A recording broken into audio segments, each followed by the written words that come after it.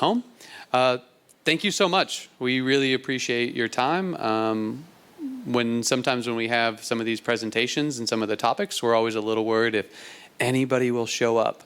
But we're really happy that you're here because we think this is really, really important. So I am Ronnie Sherrier. I'm one of the 4 high school counselors. I'm joined by Jennifer Dorn, Dale Samuels, and Sana Mohammed. And we are here to talk to you about how working on helping your children to get better sleep, more sleep, and spend a little less time on their devices can help them to be much more successful. So as you know, I really want to talk about kind of why sleep is important. And I think we're all aware that sleep has the lack of sleep has a negative impact on kind of the physical sides of our body. But I really want to go into really the focus of today is the impact of learning, performance, and how that's going to affect your child and student as they try to be high-flying students here. So why are our students having so much trouble getting enough sleep? And part of that is to do with kind of how their lives are changing. One of the things is new and emerging social roles. They're now growing up. They're becoming teenagers. They're becoming popular. There's so many pressures of being a young child, staying up late, perhaps playing games together, going out going out later, having some roles and responsibilities, perhaps chores or laundry. There's more things on a child's plate which perhaps keeps them up longer throughout the day. Increased autonomy. Now they're older, they're making their own decisions, perhaps making their own decisions of when they go to bed, when they complete their homework, when they're eating. All of these things can impact. When they were younger, you would tell them, go to bed at this time. But it's a lot harder to do that now they're getting a little bit older. Changes in their circadian rhythm. This is as they mature, their body clock on when they go to sleep is changing. An example is, I get tired between the hours of 1 p.m. and 3 p.m. I don't know why. I'm just always tired between this time, and I want to take a nap. I can't, but I would love to take a nap every day between 1 and 3. But for some reason at 6 p.m., I've got energy again. I'm ready to go. And as your child is maturing, those rhythms are changing, and that can make it harder for them to go to sleep. And finally, a greater tolerance of sleep pressure. Now, what is sleep pressure? I think some of you may have seen videos on the internet of young children kind of falling asleep as they're watching their tablet or in the middle of a conversation. This is because they have low tolerance to sleep pressure. As soon as they're tired, they just fall asleep instinctually. They're in the car and they fall asleep. But as we get older, we get a higher tolerance against that. We can force ourselves to stay awake longer. And that is what is happening with our students here. They're forcing themselves to stay awake longer, to do homework, to hang out with friends, etc., etc. And this is some of the reasons why our children are having harder time getting enough sleep. So, something I wanted to kind of compare sleep to, there's a study from Oxford University that links lack of sleep to the feeling of being drunk. After 17 hours without sleep, our alertness is similar to that of being impaired on the legally drunk scale. So there's lapses in attention. After 24 hours without sleep, sometimes we do those long all-nighters, staying awake all night. Our body is in the same state of legally being drunk. It produces 4 times as many missed responses to stimuli and our reactiveness to stimulus. And so that's quite extreme. But now let's prolong it in a more realistic scale. Sleeping 6 hours a night for 10 days straight is the equivalent to a person being awake for 24 hours. And we know that that can affect our body as if we were drunk. And sleeping 4 hours a night for 6 days leads to the impairment equivalent to a person who has been awake for 24 hours. And I think for some of our students here, that 6 hours a night for 10 days and that 4 hours a night for 6 days is what they're experiencing. And so essentially, when they're doing these overnighters and this lack of sleep, they're going to tests and performing as if they were drunk, and their bodies, their memory loss and being able to recall information the same way it's difficult when we're drunk, that's what they're kind of experiencing.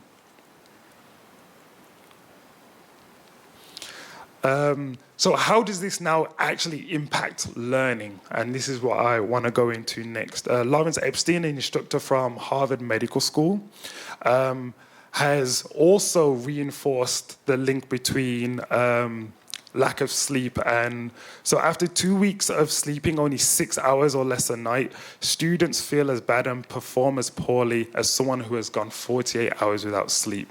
So as you can see, those prolonged night after night of getting less sleep really do impact. And new researchers highlighted the link between sleep and learning and memory. So how do I really want to conclude this? And how does this look in the classroom? Studies have shown that the reprocessing that we do in our sleep really helps us remember more of what we're learning in the classroom and what we're studying. And I've kind of likened that to a computer. We all use computers. Think about being in the classroom, and as your teacher's talking to you, it's kind of like we're downloading information, similarly to how we download information on our computers. But that information on our computer isn't useful unless we now install that software and install it into the computer. And that's what sleep does. The sleep is the reprocessing of that information that allows us to remember things and bring things back out when we're in our tests and when we're writing exams and when we're doing our presentations. And so that lack of sleep is us not installing that information. And so I guess, to conclude that is, the learning part is really important. Being in the classroom, being present in the classroom and doing the studying. But the sleep part is the kind of the installation so we can use that information effectively.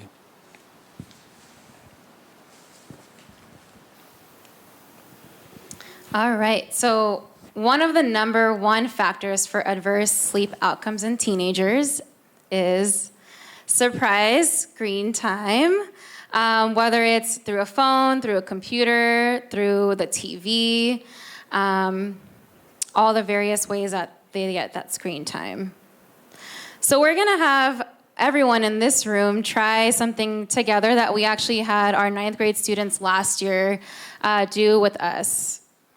If you're a student in this room, don't say anything.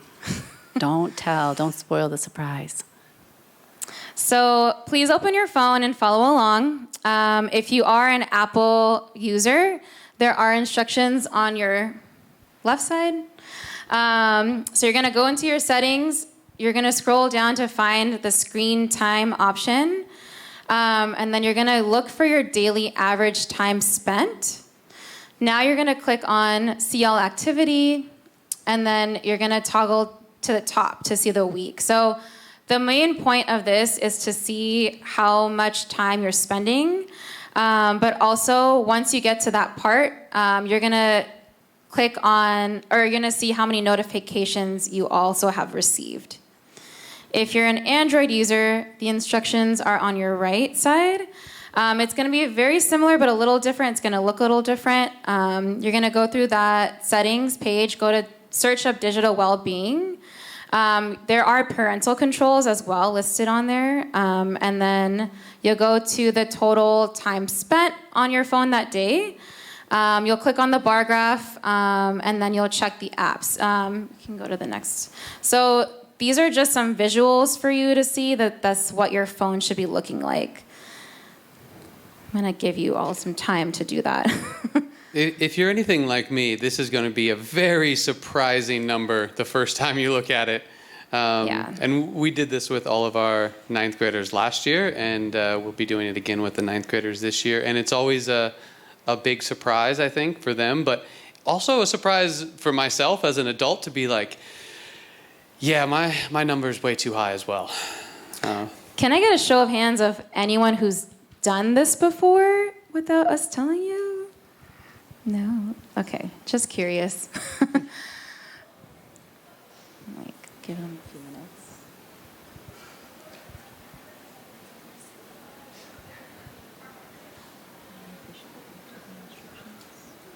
Should go back to the instructions?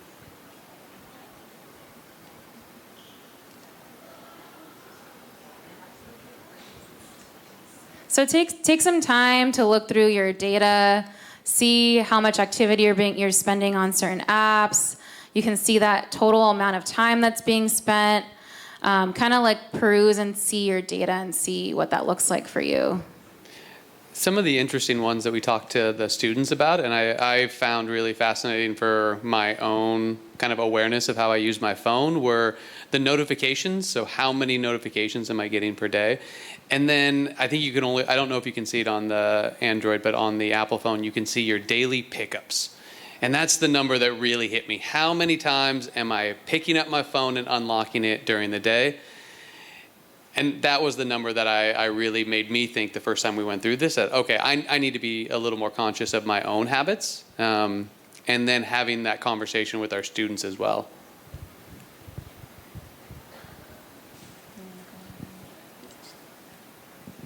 So looking at your data, were you surprised at what you saw? What do you think your child's data would show, right? Which apps might be their top used apps? How much time are they spending on their phones? Or how much time they're being spent on certain apps? And then what impacts do you think that phone usage made on their sleep, right? And this is just considering phone screen time. I know a lot of students love playing video games, so they're using a lot of screen time through that. Or just even on their computers at school and outside of school when they're still working on homework after school.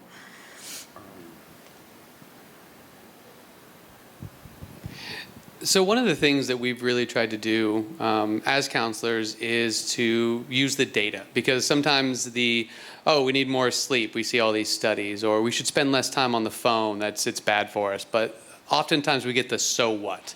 And so we've been actively doing a lot of surveys over the last few years and trying to ask our students, how is this impacting them? So we did a couple of things over the last few years. We did surveys to all the students, asking them happiness, stress, how many hours a night of sleep, their focus, their relationships, and gave it to them every few weeks and let them answer it however they felt. And we found some very interesting data. Right?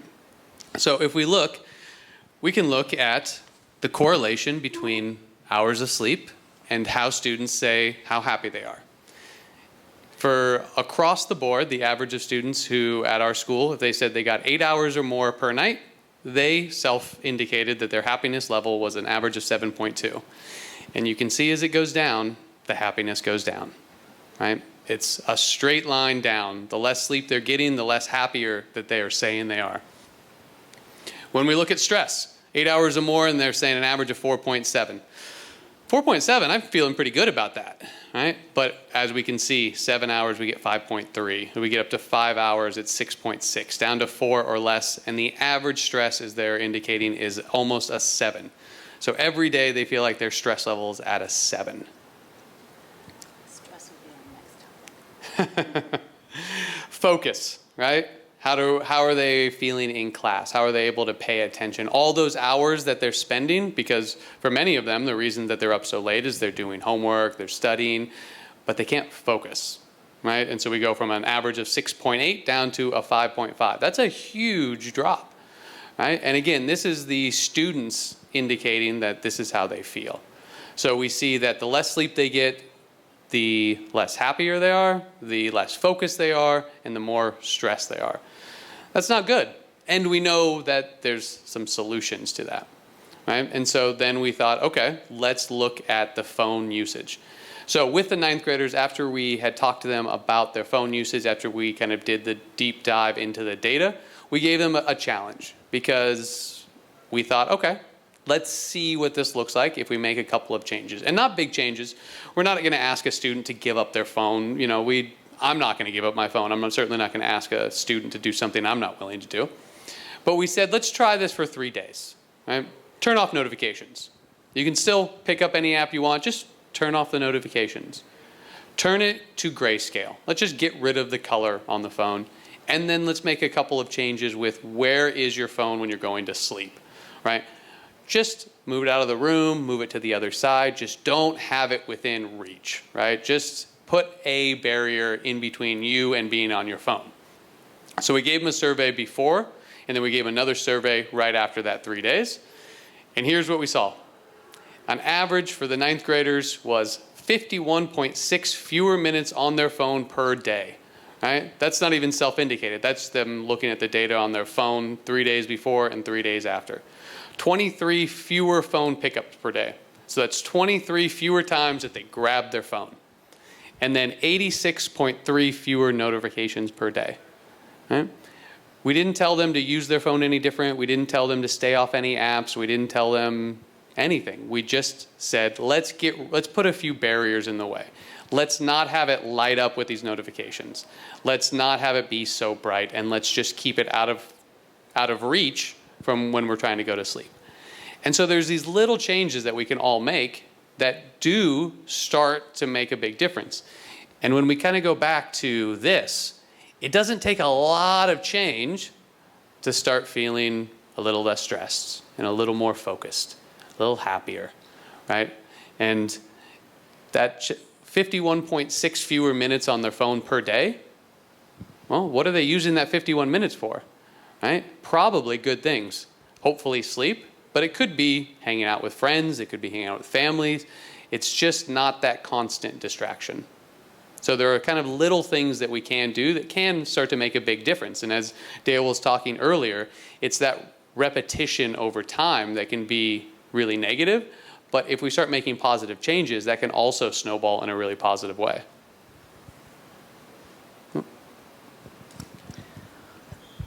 I recognize I have 1 minute to say this. No, I have a few. 6. Okay. I know some of you have to catch the bus at exactly 8 o'clock. So we've talked about why sleep is important, what happens in our brains, what happens in our bodies, how we might look as learners. We've also taken the time to look a little bit at one of the obstacles to students getting more sleep. And now we want to give you some takeaways for some things you can do at home. Tangible things that you could even start tonight. This is going to be quite a few examples and quite a few ideas. We encourage you to try one and see how it goes. If it's working well, that's amazing. If it doesn't work well, try another one. If it does work well, you could try 2 or 3 also. More sleep and more healthy sleeping habits are always going to be better. So one thing that we're going to encourage you to do is think about your sleep habits. And your sleep schedule. What does that look like? Studies have shown that people who go to sleep around the same time at night and wake up at the same time in the morning have a much healthier sleep time. They wake up more refreshed. Compare that to sometimes I hear students say, oh, I slept 4 hours last night, but I'm going to sleep 20 hours on the weekend. And it just doesn't help them consistently get enough sleep. So that would be our number one recommendation, looking for the same steady schedule throughout the week and including the weekend. Another thing you can do is thinking about sleep cycles. Our bodies tend to go in a cycle of 1.5 hours while we're asleep, and that's moving through lighter sleep all the way to REM sleep and then back in about an hour and a half. So if we sleep in multiples of 1.5, we tend to wake up after that hour and a half of being more refreshed. So for example, sleeping 7.5 hours instead of trying to wake up at the 7-hour mark. If we wake up after 7 hours, we might not feel as refreshed as if we had woken up at the 7.5 hours. So thinking about what time your children will be going to sleep and waking up. The third point, I really want to say this, your children should not be napping when they get home from school. And a surprising number of teenagers are napping. And I understand in the immediacy, while taking a nap may seem like a great idea, but when you talk to the child about what the rest of the evening looks like, it's really a recipe for a disaster and a recipe for a very, very not regular sleep schedule. I'll have kids say that they sleep from 4 until 7, and then they wake up at 7, and they've really just, that's like getting home from school. So then they're unpacking their bags, they maybe are eating dinner with you, and then they study until 3 or 4. But then they go to sleep at 3 or 4, they have to wake up at 6, and it's just very bad cycle. So I really encourage you to talk with your children about what they're doing. Try to keep them up during that night or that afternoon when they want to nap, and have them go to bed earlier. So instead of napping from 4 till 7, if they can stay up until 8 or 9, and then just go to sleep for the night, that will be a much higher quality of sleep. Another idea, this is something that you can help them do, is set some sort of routine that they do every evening before they go to bed. For example, my husband really needs to read a book before he falls asleep. Without the book, it's like, I don't know, his body doesn't understand that it's time to go to sleep. But as soon as he gets that book out, it's practically like falling down, and his body knows that it's time for him to go to sleep. If you have elementary kids, don't tell them I told you that. But some sort of routine that your child will do every day. Maybe they'll have a snack, then they're going to take a warm shower and brush their teeth, read for a few minutes just for pleasure, and then go to sleep. That really helps the body know, okay, it's time for me to go to sleep, and they'll fall asleep much easier. What I hear a lot of kids doing instead is using their phone as part of that bedtime schedule. So they might do those things like take a warm shower, brush their teeth, get into bed, and then they get on their phone, thinking their phone is like a substitute for reading a book, but it's really not. The phone is the opposite of what we want to happen as part of that sleep routine.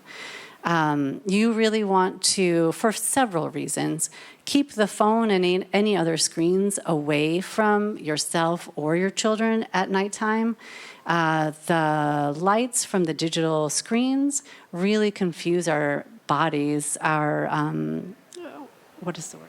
Melatonin. Sorry.